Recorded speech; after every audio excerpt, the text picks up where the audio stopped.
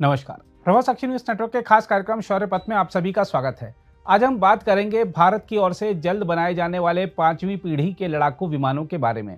हम आपको बता दें कि एक दिन पहले ही रक्षा मंत्री राजनाथ सिंह ने भारत के महत्वाकांक्षी 5वीं पीढ़ी के स्टील्थ लड़ाकू विमान यानी उन्नत मध्यम लड़ाकू विमान, जिसको AMCA कहा जाता है, उसके डिजाइन और उत्पादन के लिए निष्पादन मॉडल को मंजूरी दे दी है।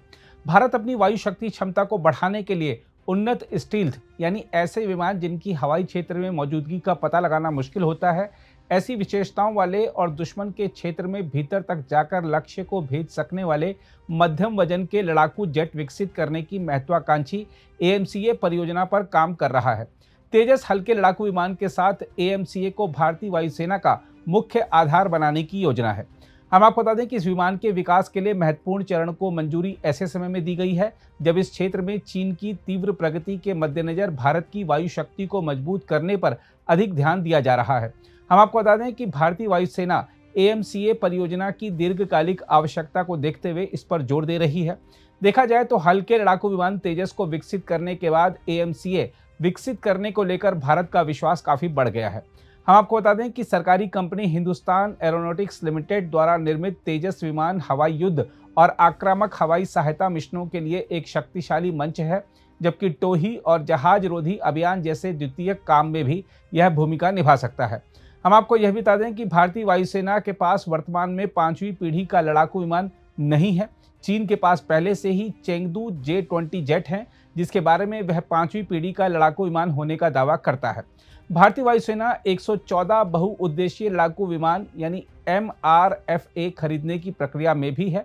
हम आपको याद दिला दें कि भारतीय वायुसेना ने अप्रैल 2019 में लगभग 18 अरब अमेरिकी डॉलर की लागत से 114 लड़ाकू विमान खरीदने के लिए प्रारंभिक निविदा जारी की थी। इसे हाल के वर्षों में दुनिया के सबसे बड़े सैन्य खरीद कार्यक्रमों में से एक के रूप में पेश किया गया था।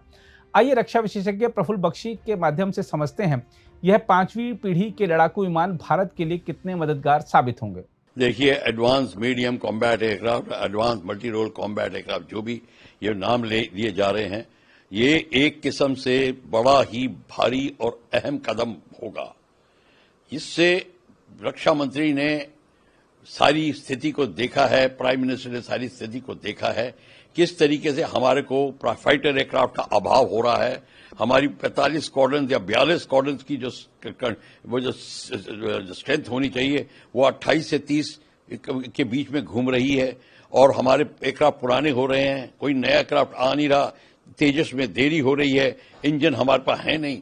ये सारी की सारी स्थितियों में हमारे को अब फाइटर एयरक्राफ्ट की बहुत जरूरत है। और जैसे कि आपने अभी रिसेंट सिंदूर के ऑपरेशंस में देख लिया, फाइटर एयरक्राफ्ट की क्या अहम भूमिका होती है। अगर आपको देश की रक्षा करनी है तो सबसे पहली प्रणाली लड़ाई की सिर्फ फाइटर एयरक्राफ्ट होती है।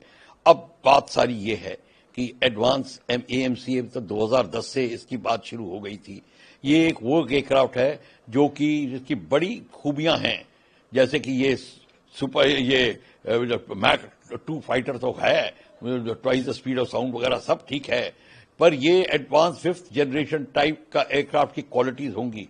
इसमें सुपरसोनिक, इसका sonic cruise, stealth capability sonic cruise की होगी, और यहां तक कि इसमें भी स्टेल्थ का जो इस्तेमाल है, जो कि हमारी IIT कानपुर ने अभी जो स्पेशल मटेरियल बनाया है उसका इस्तेमाल होगा विद कॉम्पोजिट मटेरियल।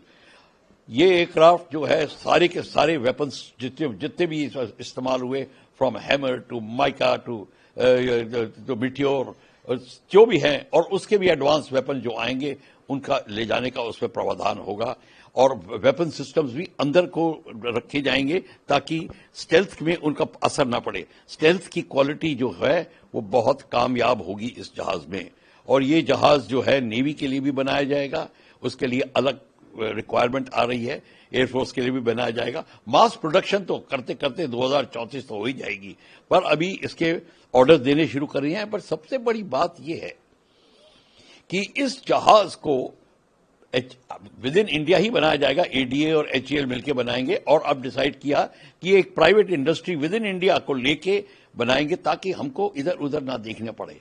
प्रॉब्लम सबसे बड़ी आएगी इंजन की। अब इंजन आपने देख लिया, अमेरिका के करतब देख लिए, आप अभी फ्रांस के करतब भी देख रहे हैं। सारे के सारे अब आपको पता चल गया है। और कारगिल में तो आपको हाथ हथेली लेके आर्मामेंट की मांग करनी पड़ी थी, जो सोने के भाव बिक रहा था आपके लिए। ये जो चीज है, ये हमारे को बड़ा धक्का लगा है। अब इसको देखेंगे कि हम अपनी ही स्वावलंबिता भारत, जो है नवीन भारत, जो ब्रेव न्यू इंडिया उठ रहा है, उसके तहत हमको स्वावलंबी होना होगा, जैसे प्राइम मिनिस्टर ने कहा है 2047 तक। इसके लिए आपको ये जो है एक बड़ा जरूरी पड़ रहा है, क्योंकि अब जो स्थिति हो रही है वो अब वैसी नहीं रह गई जो कि 70s और 80s में 90s में थी। अब लड़ाइयां भयंकर हो रही हैं और सडनली होंगी।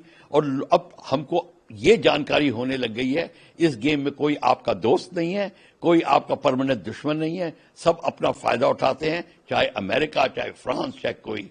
अब ये सब कड़वा सबक सीखने के बाद हिंदुस्तान ने जो एक कदम उठाया है, ये बहुत ही प्रशंसनीय है। और इस एयरक्राफ्ट की और सारी क्वालिटीज होंगी। ये मल्टी रोल कॉम्बैट एयरक्राफ्ट के तहत ये जो अब एयर सुपीरियरिटी फाइटर होगा, ये सप्रेशन एयर डिफेंस, यानी एनिमी की एयर डिफेंस को सप्रेस करना, ग्राउंड अटैक का रोल उसका होगा, और उसके और अन्य कई रोल होंगे। ये तो जिसको कहते हैं ना कि हर फन मौला और हर फन खिलाड़ी, मतलब जो होगा, जिसमें इसमें बढ़त हासिल होगी इसको। अब इसको आने में टाइम तो लग रहा है, पर हमको अब देखना होगा कि किस तरीके से इसका एक्सेलरेट भी किया जाए। इंजन की प्रॉब्लम जो आएगी वो हमको खुद बनानी पड़ेगी। हालांकि हमारा HF-24 का सबक हमको पता है, इजिप्ट ने भी हमें बनाने हेल्प करने की कोशिश करी थी, बट कोई भी डेवलप्ड कंट्री ये नहीं चाहती कि भारत बढ़े। इसके लिए भी खिलाफत होगी, इसके लिए भी पॉलिटिक्स होगी, आपको बड़ा ये बनाने नहीं दिया जाएगा। इसमें अब रशिया जो है उसका सहारा, जो अब भारत का जो लगाव है, झुकाव है, उसके तरफ जो जिस तरीके से भारत ने देखा कि रशिया हमारा साथ दिया है, उसने कई टेक्नोलॉजी उससे भी डिस्कस होंगी। वो जो हम रशिया के साथ भी जो अब आगे करेंगे, तो अब देखना पड़ेगा। हालांकि साफरान ने कहा है, फ्रेंच ने, कि हम इसका इंजन बनाएंगे, और बाकियों ने भी कहा है, पर कथनी और करनी में बड़ा फर्क होता है।